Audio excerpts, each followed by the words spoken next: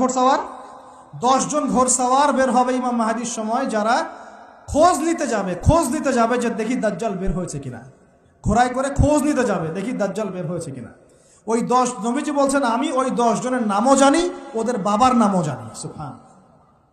এত স্পেসিফিক জ্ঞান দেওয়া হয়েছে আল্লাহর পক্ষ থেকে নবী সাল্লাল্লাহু আলাইহি ওয়াসাল্লামকে। তার হাদিস থেকে বলছি, ডালিমের নিচে পরিবার আশ্রয় নিতে পারে। তো অনেকে হয়তো হাসবে, কি বলে একটু উল্টা পাল্টা কথা, তাই না? নাস্তিকরা মনে করতে পারে যে হাসবে, আরে হাহারি এক দিয়ে রেখে দেবে।